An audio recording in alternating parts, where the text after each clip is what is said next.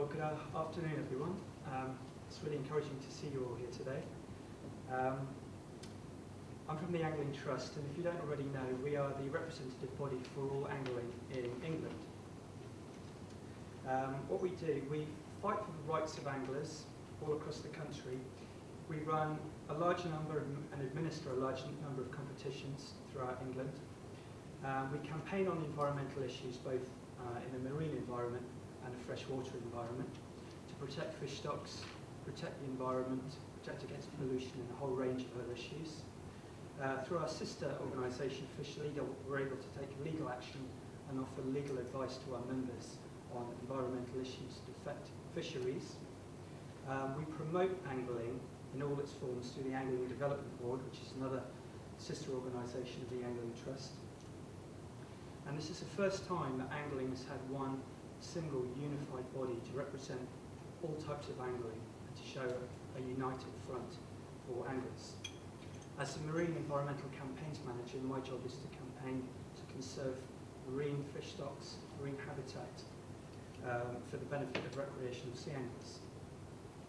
So in order to understand the basis for marine conservation zones and sea angling, it's helpful to have a little bit of a historical background.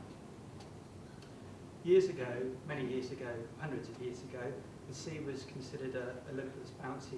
No one really considered the need for marine habitat management because nobody needed to. At that point, we simply weren't having an impact, or we weren't having a visible impact on the environment. So there was no need to take steps to address that. We also considered fish and fisheries in the marine environment public resource that we could tap into and take as much as we needed to at any point. In the 1880s, we began a bit more of a structured approach to fisheries, and the sea fisheries committees were started, and they were primarily dealing, well, at that point only dealing with commercial fishing. A few decades later, CFAS began and was dealing again with commercial fisheries, offshore fisheries at this point exclusively.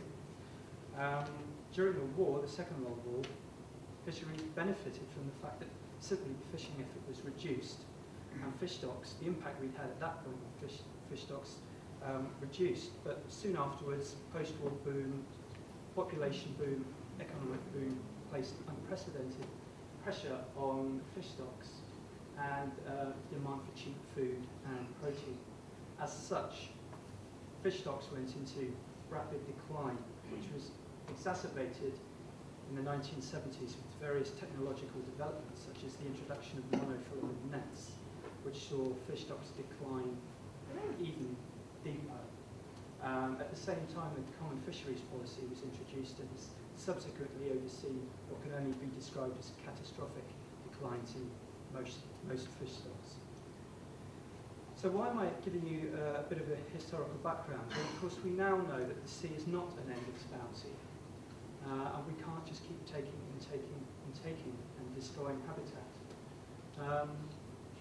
Fishery management measures up until now have been piecemeal and have been, to a large extent, ineffective and just simply haven't done what they needed to do. The fact that fisheries are a public resource has also been lost somewhere. The fact that we are all custodians and we all own fisheries and the marine environment has been lost. So the introduction of marine conservation zones is a fantastic opportunity to redress that and to preserve a proportion of our marine environment for the benefit of everyone. It's important, I think, at this point, though, to say, because there is a lot of confusion with anglers that I talk to, that MCZs are not a fisheries management tool. They're primarily a habitat protection tool within which fisheries can flourish and can benefit. So, what are the sea anglers' views on marine conservation zones? Well, there's as many views as there are anglers, but broadly speaking, we fall into two categories. The first one we can call the leave us aloners, and they simply aren't interested in engaging in marine conservation zones, really for two reasons. First of all, they see engaging in the project, engaging in finding sanctuary and the other food projects tantamount to giving away their rights as anglers. They see engaging with MCZs as restrictions on angling. Either that, or they simply don't believe that the project's going to benefit them in any way, regardless of whether it's successful or not. They're in the minority, but they're still numerous, and they're a vocal group of anglers. Fortunately, the majority of anglers we can call the Get Involved and Get Heard group. They understand the benefits of marine conservation. They understand the fact that the future of sea angling relies on conservation of habitat and of fish stocks, and they see the benefit of us as a stakeholder group being involved in this process.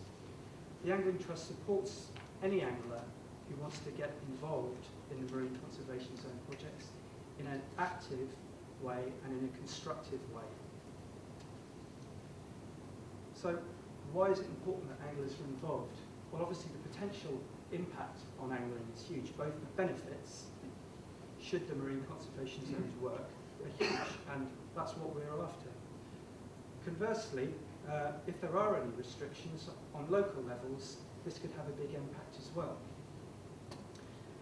Our representation on the future management of our marine habitats is very important to us. We need to be recognised as one of the major stakeholders in the marine environment, and as such, our involvement will secure that for the future. The future of angling is reliant on a healthy marine environment, and as such, it makes sense that sea anglers are involved in this process. Many anglers are already conservationists. I can see people in this room who have spent many years conserving fish stocks, conserving habitat, because as anglers, they've recognised, they've seen for themselves the impact that commercial fishing has had on fish stocks and on marine habitat, and they've been working for many years already on local level conservation projects and national level conservation projects. And it's this information, this wealth of information from the hundreds of thousands, if not millions, of sea anglers around the country that can be tapped into by Finding Sanctuary.